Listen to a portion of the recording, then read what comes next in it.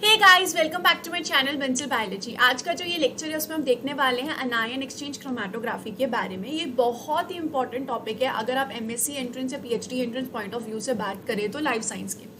So let's get started with the lecture and let's see the easiest explanation of this. तो सबसे पहले अगर हम बात करें क्रोमेटोग्राफी के बारे में तो भाई क्रोमेटोग्राफी क्या होती है। अगर मैं बहुत सिंपल लेमैन लैंग्वेज में बोलूँ तो क्रोमेटोग्राफी का मतलब होता है कि अगर समझो आपके पास एक टेस्ट ट्यूब है और टेस्ट ट्यूब में आपके पास बहुत सारे मिक्सचर प्रेजेंट है, या जनरली भी अगर आपके पास बहुत सारे मिक्सचर्स प्रेजेंट है और उसमें बहुत सारे मॉलिक्यूल्स प्रेजेंट है एक ही मिक्सचर में, तो अगर इन मॉलिक्यूल्स को आपको सेपरेट करना है, इन मॉलिक्यूल्स को अगर आपको अलग अलग इकट्ठा करना है तो उसके लिए आप क्या कर सकते हो, यूज कर सकते हो आप क्रोमेटोग्राफी का। आज का जो हमारा लेक्चर है वो है आयन एक्सचेंज क्रोमेटोग्राफी के बारे में। तो सबसे पहले आयन का क्या मतलब होता है। आयन का मतलब होता है कि किसी मॉलिक्यूल के ऊपर नेगेटिव या पॉजिटिव चार्ज होना। आयन मतलब चार्ज मॉलिक्यूल, ठीक है।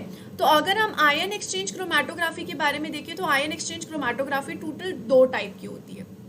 एक होता है कैटायन एक्सचेंज क्रोमेटोग्राफी और एक होता है अनायन एक्सचेंज क्रोमेटोग्राफी, ठीक है। दोनों में ही क्या होगा, चार्ज के बेसिस पे सेपरेशन होती है, इसलिए हमें पता होना चाहिए कि किस पे कौन सा चार्ज प्रेजेंट होता है। जैसे कि कैटायन जो मॉलिक्यूल्स होते हैं उनके ऊपर पॉजिटिव चार्ज प्रेजेंट होता है और अनायन वाले मॉलिक्यूल्स पे क्या प्रेजेंट होता है, नेगेटिव चार्ज प्रेजेंट होता है, ठीक है। अब इन दोनों में कैसे कैसे चीज़ें चलती हैं वो हम उसके बारे में देख लेते हैं। तो फॉर एग्जांपल हमारे पास एक कॉलम प्रेजेंट है, ठीक है। हमारे पास एक कांच का कॉलम प्रेजेंट है, आप लोगों ने ब्यूरेट भी बोलते हैं, जिसको आप लोगों की लेबोरेटरी में आराम से मिल जाएगा। इस तरीके से फॉर एग्जाम्पल हमारे पास एक ब्यूरेट प्रेजेंट है। इस ब्यूरेट को किससे फिल किया जाता है, इस ब्यूरेट को फिल किया जाता है कुछ बीड्स से, ठीक है। वो बीड्स किसकी हो सकती है, वो बीड्स ऐसी मैट्रिक्स की होनी चाहिए जो आराम से स्टेबल हो और सरवाइव कर सकती है डिफरेंट रेंज ऑफ पीएच को, ठीक है। जैसे कि हम यूज़ कर सकते हैं सेल्यूलोस की या फिर अगारोस की, इस तरीके से हम बीड्स को यूज़ कर सकते हैं। तो यहाँ पर बीड्स डिफरेंट टाइप की हो सकती है। फॉर एग्जांपल अगारोस की हो सकती है, सेल्यूलोस की हो सकती है, और भी बहुत सारे मटेरियल्स हैं जिनकी हम बीड्स यूज़ कर सकते हैं for this anion exchange chromatography या फिर कैटायन एक्सचेंज क्रोमेटोग्राफी। जैसे कि अगर मैं एक और बोलूँ तो सेफारोस की होती है, ठीक है। इस तरीके से आपको पूरी लिस्ट मिल जाएगी इसकी। तो यहाँ पर ये बीड्स होती है, इन बीड्स के ऊपर कोई चार्ज प्रेजेंट नहीं है, लेकिन इन बीड्स पे क्या कर दिया जाता है, इन बीड्स पे एक मॉलिक्यूल को अटैच कर दिया जाता है। इन पे क्या कर दिया जाएगा, एक मॉलिक्यूल को अटैच कर दिया जाएगा इन बीड्स पे। किस तरीके से अटैच कर दिया जाएगा, कोवलेंटली अटैच कर दिया जाएगा, कोवलेंट बॉन्ड के थ्रू अटैच कर दिया जाएगा। और इस मॉलिक्यूल के पास ग्रुप प्रेजेंट होगा, इस मॉलिक्यूल के पास कोई भी ग्रुप प्रेजेंट होगा, वो ग्रुप आइदर पॉजिटिव चार्ज का हो सकता है या फिर वो ग्रुप आइदर नेगेटिव चार्ज का हो सकता है। फॉर एग्जाम्पल अगर हम अभी मान के चले तो इनके ऊपर मैं बोल देती हूँ, इन बीड्स के ऊपर ऐसा कोवलेंटली अटैच ग्रुप है जो कि जिसका चार्ज क्या है, नेगेटिव है। तो यहाँ पर पूरे के पूरे बीड्स पे कैसा चार्ज प्रेजेंट होगा, नेगेटिव नेगेटिव नेगेटिव नेगेटिव। इस तरीके से हर एक जगह पे क्या प्रेजेंट है, नेगेटिव चार्ज प्रेजेंट है, ठीक है। अभी ये आपका सिर्फ कॉलम तैयार हुआ है। अब आप क्या करोगे, अब आप वो मॉलिक्यूल लोगे जिनको आपको सेपरेट करना है। तो आपने क्या लिया, आपने एक बीकर लिया। For example you have taken a beaker. उस बीकर में आपके पास पूरा वो मिक्सचर प्रेजेंट है मॉलिक्यूल्स का, जो कि बहुत सारे मॉलिक्यूल से बना हुआ है। तो आपके पास ये पूरा इस तरीके से मिक्सचर प्रेजेंट है, ठीक है। इसको आपने बफर किया, इसको आपने मिक्स किया एक सूटेबल बफर के साथ, ठीक है। इसको आपने मिक्स कर दिया एक सूटेबल बफर के साथ। अभी हम सिर्फ सिंपल लैंग्वेज में दे रहे हैं। अब आपने इस पूरे के पूरे को क्या कर दिया, इस पे पोर कर दिया। अब आपने इस पूरे के पूरे को इस पे पोर कर दिया। अब यहाँ पर जो ऑब्वियस सी बात है, बहुत सारे मॉलिक्यूल्स प्रेजेंट और हम बोल रहे हैं कि हम चार्ज मॉलिक्यूल्स को सेपरेट कर रहे हैं। तो यहाँ पर क्या चीज़ हो सकती है, यहाँ तो पॉजिटिव चार्ज मॉलिक्यूल्स प्रेजेंट हो सकते हैं, या फिर नेगेटिव चार्ज मॉलिक्यूल्स प्रेजेंट हो सकते हैं, या फिर न्यूट्रल चार्ज मॉलिक्यूल प्रेजेंट हो सकते हैं। इन तीनों में से कोई कोई होंगे, ठीक है। सबसे पहले अगर हम यहाँ पर देखें नेगेटिव चार्ज मॉलिक्यूल्स के बारे में, तो नेगेटिव चार्ज मॉलिक्यूल्स के साथ कौन अटैच होता है, ऑपोजिट अट्रैक्ट्स होते हैं। तो यहाँ पर जो पॉजिटिव चार्ज वाले होंगे वो क्या हो जाएंगे, इनके साथ अटैच। तो हम इधर क्या कर देते हैं, पॉजिटिव चार्ज वाले मॉलिक्यूल्स को अटैच करवा देते हैं, ठीक है। पॉजिटिव चार्ज वालों को हमने करवा दिया अटैच। वहीं यहाँ पर नीचे बीकर में हमें क्या मिल जाएगा, जितना भी नेगेटिव चार्ज वाले होंगे और जो न्यूट्रल वाले होंगे वो ऐसे के ऐसे रिलीज आउट हो जाएंगे, क्योंकि उनका तो इन नेगेटिव के साथ कोई इंटरेक्शन हुआ नहीं है। तो वो क्या हो जाएंगे, वो बीकर में रिलीज आउट हो जाएंगे। अब हमारे पास ये पॉजिटिवली चार्ज मॉलिक्यूल्स बाइंड है। अब ये जितने भी पॉजिटिव चार्ज मॉलिक्यूल्स होंगे इनके पास डिफरेंट एफिनिटी होगी। हो सकता है कोई ज़्यादा पॉजिटिवली चार्ज हो, कोई लेस पॉजिटिव चार्ज हो, किसी के पास 10 पॉजिटिवली चार्ज मॉलिक्यूल्स प्रेजेंट हो, वहीं किसी के पास 8 ही हो। तो ठीक है, तो जो होता है पॉजिटिविटी जो होगी सब मॉलिक्यूल्स पे अलग अलग होगी। अब हमें क्या करना है, अब हमें एक एक करके इनको सेपरेट करवाना है। तो हम यहाँ पर क्या कर सकते हैं, हम यहाँ पर इंट्रोड्यूस कर सकते हैं सॉल्ट। फॉर एग्जाम्पल हमने यहाँ पर इंट्रोड्यूस कर दिया सॉल्ट को, कॉमन सॉल्ट जैसे कि NaCl को हमने इंट्रोड्यूस कर दिया। NaCl में क्या प्रेजेंट होता है, Na पे पॉजिटिव चार्ज प्रेजेंट होता है। अब ये Na क्या करेगा, अब ये Na इन पॉजिटिव चार्ज के साथ कॉम्पीट करेगा, इन पॉजिटिवली चार्ज मॉलिक्यूल्स के साथ क्या करेगा, कॉम्पीट करेगा। तो यहाँ पर हम Na धीरे धीरे धीरे और पोर करते जाएंगे, पोर करते जाएंगे, पोर करते जाएंगे, जिस वजह से ये क्या करेगा, ये इनके साथ कॉम्पिटिशन करेगा। तो धीरे धीरे धीरे करके ये टेस्ट ट्यूब हमने मूव कर दी आगे। अब हमने और टेस्ट ट्यूब इंट्रोड्यूस की, जिसकी वजह से क्या होगा, धीरे धीरे धीरे यहाँ पर हमें एक पहले कोई पॉजिटिव चार्ज मॉलिक्यूल मिलेगा, फिर हमें दूसरा कोई पॉजिटिव चार्ज मॉलिक्यूल मिलेगा, फिर हमें तीसरा कोई पॉजिटिव चार्ज मॉलिक्यूल मिलेगा। इस तरीके से हमें और पॉजिटिवली चार्ज मॉलिक्यूल्स मिलते रहेंगे। डिफरेंट बीकर में डिफरेंट पॉजिटिव चार्ज मॉलिक्यूल्स मिलेंगे। जो सबसे पहले रिलीज आउट होगा, यानी कि उसके पास क्या है, उसके पास लीस्ट पॉजिटिविटी है, उसके बाद वाले के पास और ज़्यादा पॉजिटिविटी, जो सबसे लास्ट में मिलेगा वो ज़्यादा से ज़्यादा इंटरैक्ट कर रहा है, उसके पास मैक्सिमम पॉजिटिविटी चार्ज है। तो इस तरीके से हमने सॉल्ट को यूज़ करके क्या रिलीज आउट कर दिए, पॉजिटिवली चार्ज मॉलिक्यूल्स को रिलीज आउट कर दिया। बेसिकली हमने इस पूरे में क्या किया, कैटायन को कैटायन के साथ रिप्लेस किया। पहले जो हमारे पास कैटायन मॉलिक्यूल था उसको हमने सोडियम जो कि पॉजिटिव चार्ज है उसके साथ एक्सचेंज किया। तो देख रहे हो आप, कैटायन एक्सचेंज मतलब पॉजिटिव मॉलिक्यूल को पॉजिटिव के साथ ही रिप्लेस करना। इसलिए इस टाइप की टेक्निक को क्या बोलते हैं, कैटायन एक्सचेंज क्रोमैटोग्राफी। इसी वजह से इसको क्या बोला जाता है, कैटायन एक्सचेंज क्रोमैटोग्राफी बोला जाता है। आई होप आप लोगों को क्लियर हो गया होगा कि किस तरीके से ये है। अब आप यहाँ पर सॉल्ट यूज़ कर सकते हो या फिर आप यहाँ पर बफर यूज़ कर सकते हो, जो कि क्या करेगा, जो इसको इल्यूट करवाने में मदद करेगा। तो इसको इल्यूएंट बफर भी कहते हैं, इल्यूएंट बफर भी कहते हैं, जो कि इसको इल्यूट करवाएगा। ठीक है, अगर हम इसका ही पूरा वाइस वर्सा देखें, इसी का ही पूरा अगर हम वाइस वर्सा देख लेंगे तो वो क्या हो जाएगा, वो अनायन एक्सचेंज हो जाएगा। एनायन एक्सचेंज में यहाँ पे बीट्स के ऊपर पॉजिटिव चार्ज होगा, वहीं यहाँ पे मिक्सचर में जो नेगेटिव वाले हैं वो रुक जाएंगे, न्यूट्रल और पॉजिटिव वाले बाहर निकल जाएंगे और फिर नेगेटिव वाले एक एक करके निकलेंगे। ये बेसिक आइडिया होता है कैटायन एक्सचेंज क्रोमैटोग्राफी का और एनायन एक्सचेंज क्रोमैटोग्राफी का। अगर हम इसके आगे देखें, इसके बारे में अगर और पढ़ें तो हम यहाँ पर देखते हैं कि कैटायन एक्सचेंज क्रोमैटोग्राफी को और एनायन एक्सचेंज क्रोमैटोग्राफी को दो नाम और से बुलाया जाता है। इन दोनों को दो नाम और से बुलाया जाता है। आपने सुना ही होगा, एक वर्ड होता है एसिडिक और एक वर्ड होता है बेसिक। तो कैटायन एक्सचेंजर को एसिडिक आयन एक्सचेंजर भी बोलते हैं। इनको क्या बोलते हैं, एसिडिक आयन एक्सचेंजर भी बोलते हैं, और एनायन एक्सचेंजर को बेसिक आयन एक्सचेंजर भी बोलते हैं। ठीक है, अब इसका क्या मतलब है भाई, इसका मतलब क्या हुआ हम वो देखते हैं। फॉर एग्जाम्पल फिर से मैं यहाँ पर एक कॉलम लूँ और यहाँ पर बीड प्रेजेंट है। सबसे पहले हम बात करते हैं कैटायन एक्सचेंज क्रोमैटोग्राफी में। तो कैटायन एक्सचेंज जो क्रोमैटोग्राफी है उनमें इट्स बीड्स में कौन सा चार्ज प्रेजेंट होगा, ऑब्वियसली नेगेटिव चार्ज प्रेजेंट होगा ना। तो यहाँ पर इस नेगेटिव चार्ज का मॉलिक्यूल क्या होता है, फॉर एग्जाम्पल इस नेगेटिव चार्ज का मॉलिक्यूल होता है एसिडिक। अब ये एसिडिक ये नेगेटिव चार्ज कब मिलेगा, जब ये अपने प्रोटोन को डोनेट कर देगा। इसने क्या किया, अपने प्रोटोन को डोनेट कर दिया, जिसकी वजह से क्या बन गया, COO नेगेटिव। तो ये नेगेटिव कब बना, जब एक एसिडिक मॉलिक्यूल ने अपने प्रोटोन को डोनेट किया, तब वो क्या बना है, तब वो बना है नेगेटिव। इसलिए इसको बोलते हैं एसिडिक आयन एक्सचेंजर, इसलिए इसको बोला जाता है एसिडिक आयन एक्सचेंजर। जैसे कि आपको एग्जांपल में मिल गया कार्बोक्सिलिक एसिड का, जिसमें हमने H को रिलीज करना है। इसी में ही अनायन एक्सचेंज क्रोमैटोग्राफी को बेसिक आयन एक्सचेंजर क्यों बोलते हैं, इसमें बेसिकली क्या होगा कि कोई भी एक मॉलिक्यूल है, कोई भी एक बेसिक मॉलिक्यूल है, कोई भी एक अगर बेसिक मॉलिक्यूल है, फॉर एग्जांपल अगर मैं बहुत सिंपल से NH2 को ही समझ लूँ, फॉर एग्जांपल NH2 को ले लिया मैंने, तो NH2 पे अगर मैं एक प्रोटोन ऐड कर दूंगी, अगर मैं एक प्रोटोन ऐड कर दूंगी तो ये क्या बन जाएगा, NH3 पॉजिटिव बन जाएगा।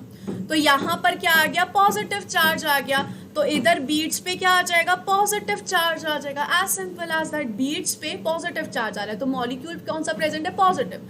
तो बेसिक मॉलिक्यूल पे जब प्रोटोन ऐड कर दिया तो पॉजिटिव चार्ज आ जाता है, या फिर अगर हमने एसिडिक मॉलिक्यूल से प्रोटोन डोनेट कर दिया तो नेगेटिव चार्ज आता है। इस बेसिस पे कैटायन एक्सचेंज को एसिडिक एक्सचेंजर भी बोलते हैं और अनायन एक्सचेंज को बेसिक एक्सचेंजर भी बोलते हैं। आई होप आपको ये कॉन्सेप्ट बहुत अच्छे समझ में आ गया होगा कि ये किस बेसिस पे होता है। अब यहाँ पर अगर हम देखें तो ये जो एसिडिक एक्सचेंजर होते हैं या बेसिक एक्सचेंजर होते हैं, इनमें आपने दो नाम और सुने होंगे, एक होता है कि ये वीक है और एक होता है ये स्ट्रॉन्ग है। ठीक है, स्ट्रॉन्ग एसिडिक है या वीक एसिडिक है। ये किस बेसिस पे होता है कि देखो हमारी पूरी पीएच की रेंज होती है 1 pH से लेकर 14 pH तक, एक पूरी पीएच की रेंज चलती है। तो कुछ जो मॉलिक्यूल्स होते हैं वो वाइड पीएच पे स्टेबल होते हैं और उन पे वाइड पीएच पे क्या रहेगा, नेगेटिव चार्ज ही रहेगा या फिर पॉजिटिव चार्ज रहेगा। और कुछ जो मॉलिक्यूल्स होते हैं वो इतने वाइड रेंज पे नहीं रह पाते, वो नैरो रेंज ऑफ पीएच पे ही क्या रहते हैं, स्टेबल रहते हैं। तो इस बेसिस पे वीक एंड स्ट्रॉन्ग माना गया है। फॉर एग्जाम्पल अगर हम यहाँ पर सबसे पहले बात करें स्ट्रॉन्ग बेसिक की, सबसे पहले if we talk about strong basic, तो यहाँ पर जैसे कि आ जाता है, एक होता है अमोनियम, एक क्या हो जाता है, अमोनियम हो जाता है। वो किस में आया है, स्ट्रॉन्ग में आया है। ठीक है, ये किस में आता है, स्ट्रॉन्ग में आता है। इसी के हिसाब से अगर हम एसिडिक की बात करें तो एसिडिक में स्ट्रॉन्ग आ जाता है सल्फोनेट। एसिडिक में स्ट्रॉन्ग क्या आ जाता है, सल्फोनेट आ जाता है, इसलिए वाइड रेंज तक रह पाते हैं। वहीं अगर हम वीक की बात करें तो वीक में क्या आता है, कार्बोक्सिलेट। कार्बोक्सिलेट किस में आ गया, वीक में आ गया।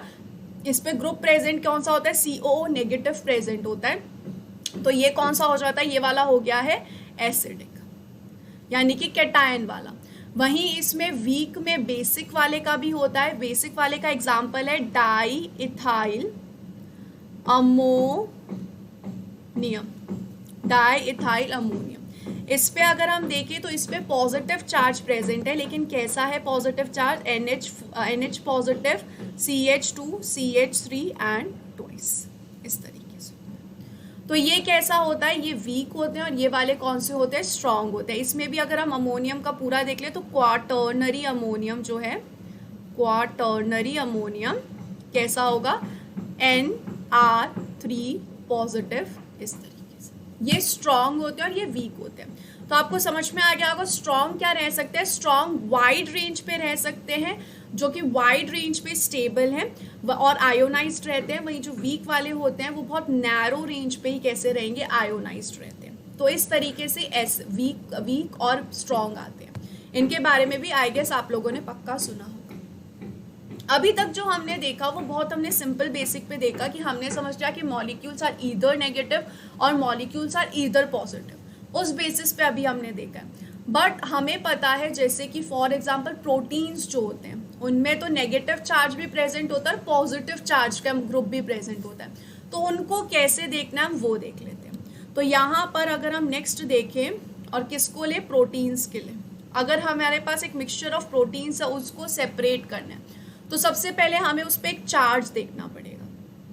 तो प्रोटीन्स जो है डिफरेंट टाइप के चार्ज पे रह सकते हैं। फॉर एग्जांपल अगर हम यहाँ पर एक प्रोटीन का मॉलिक्यूल बनाएं जिसके ऊपर कोई चार्ज नहीं है, जिसके जो कैसा है, नेट चार्ज उसके ऊपर 0 है, एक ऐसा पीएच जिसपे प्रोटीन्स पे नेट चार्ज 0 है, इसको क्या बोलते हैं, इसको बोलते हैं आइसो इलेक्ट्रिक पॉइंट, इसको बोला जाएगा आइसो इलेक्ट्रिक पॉइंट। वहीं अगर इस पीएच को हमने क्या कर दिया, इंक्रीज कर दिया, पीएच को इंक्रीज कर दिया, यानी कि सॉल्यूशन में क्या प्रेजेंट है, ज्यादा OH प्रेजेंट है, सॉल्यूशन में OH ज्यादा है, तो ये OH क्या करेंगे, ये OH प्रोटॉन्स को अट्रैक्ट करेंगे। इनका काम क्या है, प्रोटॉन्स को अट्रैक्ट करना। तो यहाँ पर ये जो NH3 पॉजिटिव के पास प्रोटॉन है ये इसको देना पड़ जाएगा और ये क्या आ जाएगा, NH2 C alpha H COO negative और R। तो अगर ज़्यादा pH होगा तो इस कंडीशन में चार्ज कौन सा होगा, नेगेटिव होगा, यानी कि 8, 9, 10, 11, 12, 13, 14 ज़्यादा होगा pH तो फिर नेगेटिव चार्ज है। वहीं अगर हमने इसको कहाँ रख दिया, लो pH पे रख दिया, लो pH यानी कि क्या प्रेजेंट है, सॉल्यूशन में बहुत ज़्यादा प्रोटॉन्स प्रेजेंट है। अगर सॉल्यूशन में ज़्यादा प्रोटॉन्स होंगे इसका मतलब क्या होता है, पॉजिटिव चार्ज बहुत है, तो अमाइनो एसिड को, प्रोटीन को अपने पॉजिटिव चार्ज को डोनेट करने की ज़रूरत नहीं है। तो इस कंडीशन में क्या होगा, इस कंडीशन में जो अमाइनो एसिड है वो प्रोटोनेटेड होगा, और इस कंडीशन में अमाइनो एसिड के ऊपर क्या प्रेजेंट है, पॉजिटिव चार्ज प्रेजेंट है। तो अगर आपने लो pH यूज किया है अमाइनो एसिड को डिसॉल्व करने के लिए, जो हम बफर यूज करते हैं, अगर हमने लो pH का यूज किया है तो यानी कि उस पर पॉजिटिव चार्ज है, तो उस कंडीशन में हमें क्या करवाना पड़ेगा, कैटायन एक्सचेंज क्रोमैटोग्राफी करवानी पड़ेगी।